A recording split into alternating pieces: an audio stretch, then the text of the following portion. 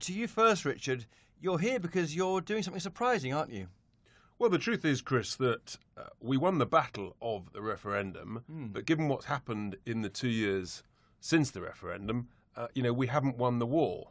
And I think we at Leave Means Leave, like millions of people up and down the country, are truly appalled at the Chequers proposal that has been put forward by the Prime Minister and the government. And what you've chosen to do is what, John Longworth? You're going to relaunch your campaign. We're going to relaunch our campaign. We both set up Leave Means Leave to make sure that we have a clean and swift Brexit. The swiftness of Brexit has disappeared. The cleanness of Brexit has been sullied by the Chequers deal, which is totally unacceptable and outrageous and actually undermines the votes of the British population. So what we're going to do is relaunch our campaign to bring that campaign to the people of Britain. And how will this look? What will it look like, Richard, your campaign? Well, firstly, we've been using August, while many people have been away. We've actually been fundraising amongst donors large and small, and we've been astonished by the positive generosity of people who feel the same as ourselves, that actually something's got to change. Chequers has got to be stopped. And so, we've been raising significant money. How much? In order to, well, obviously, it's changing every day, Chris, to be honest. Is it tens of thousands of pounds? We're in the hundreds of thousands of pounds, Chris, and that's growing, as I say, and will continue to grow so that we can launch, real significant plans, as John says, to take the campaign to the people so that Westminster politicians really understand the anger and the fury that's out there on the street. So you're going out of the bubble. What will it look like? Leaflets? Well, is the bus coming back with a big number on it? We're going to be revealing all at the end of the month, sort of so that people can see when everybody's back. But there will be significant activity because we just cannot accept what's being proposed at the moment. So it's going to be a very, very busy autumn, and we're talking to lots of people. We know, for example, that MPs are using this period. MPs who are actually out there talking to their constituents. They themselves are astonished at the fury that they're hearing from Leavers and indeed from Remainers who are saying, this is the worst of all worlds. But what's being proposed. Fair to Theresa May, and to argue the government's case, John Longworth. Well, why should we be fair to a Prime Minister? I'll be a fair journalist here, Richard Tice, because she said we're leaving the European Union in 2 years. We're leaving next March. In terms of your issue of speed, she's given you the 2 years. You arguably could have done it quicker, but 2 years is when we're out. Cleanness is less clear, isn't it? Because we haven't got a deal yet. But we are leaving in March 29th next year, aren't we, John? So why are you trying to do a campaign to support the government? Well, are we leaving? I don't see any reason why we should be fair to our Prime Minister on this subject. The fact of the matter is that she's heading for Brexit in name only, that this is a massive fraud on the electorate, which is being dressed up as the UK leaving. In actual fact, we'll be a vassal state of the European Union if we agree to the Chequers deal. The Chequers deal is only going to get worse as the EU continue to demand even more concessions. Chequers does not match what people wanted. Senior Tories are now arguing that they can basically renegotiate. Once we're out, if we can renegotiate. James cleverly said on this podcast 2 weeks ago. Let's be absolutely clear about that nonsense. When we get this, if we get this done, people will be so exhausted, there would be a sort of collective just, that was desperate, thank God, but we will have left in name only. And the likelihood of being able to remobilise people and politicians to reopen this within the next decade is for the birds. Absolutely for the birds. And we must not leave in name only. And let's be absolutely clear about this. Brino, they call it. Brino.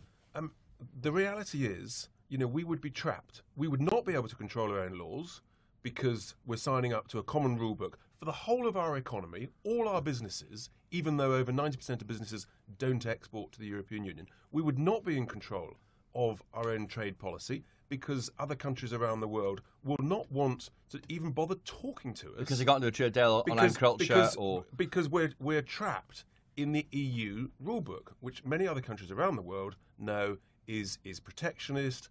It's incredibly inefficient. Lots of the rules are unnecessary. Frankly, they're daft. So we can't control our laws. We can't control our borders. And then they're talking about, instead of free movement, they're talking about a labour mobility framework. which sounds quite similar. That is Quango speak for exactly the same status quo as we've got. John Longworth. Yeah, absolutely. Totally agree with what Richard's saying. It is, most people who know anything about trade, and it seems to me that a lot of parliamentarians don't understand it at all, patiently, will know that actually trade deals are done in relation to non-tariff barriers, largely. Even if you can remove tariffs, which is not clear under the Chequers deal, we will still have a situation where trying to get good trade deals around the world will be extraordinarily difficult because there's no opportunity for mutual recognition. And that's what most trade deals are based on. And countries that have had huge success by removing tariffs and having mutual recognition, countries like Australia, Singapore, New Zealand and so on, have actually done so much better outside in the world of growth. After all, 90% of the growth in the world is going to come from outside the European Union in the coming years, not inside.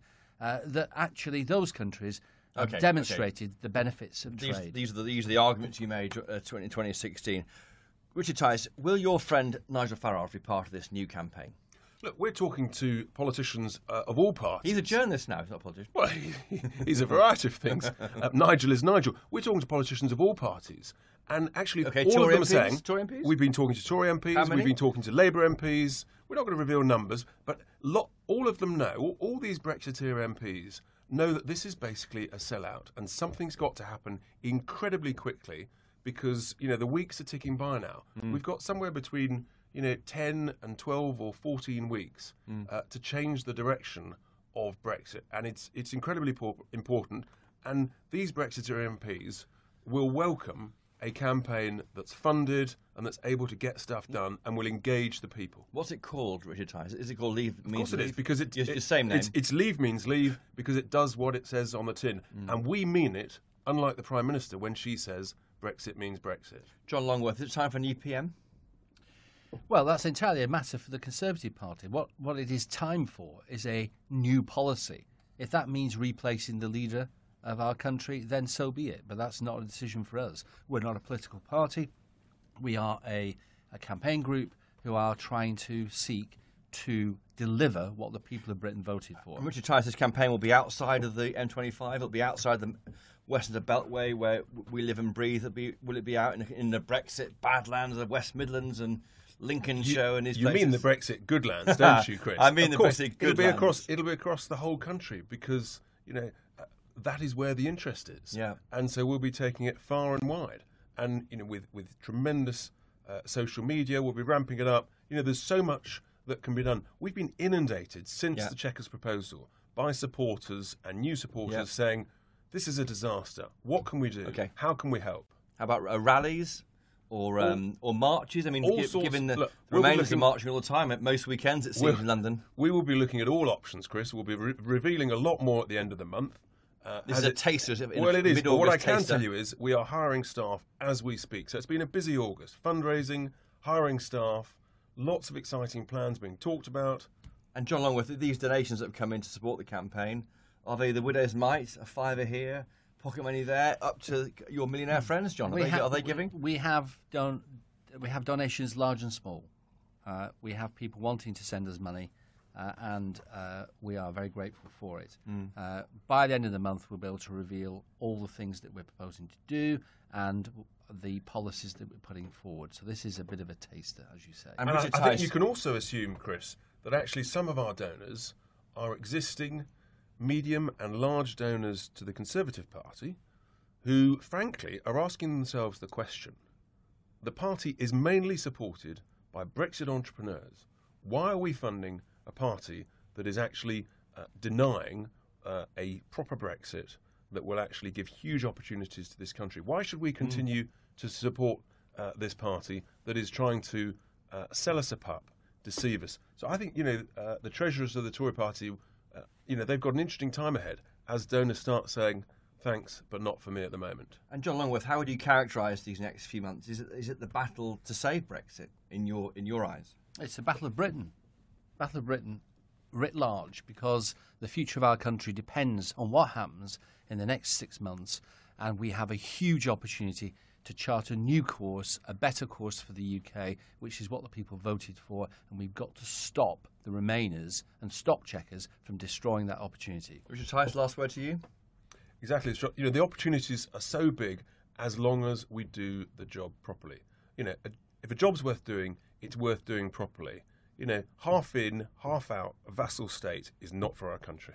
Richard Tice, John Longworth, thank you for coming on to Chopper's Brexit podcast.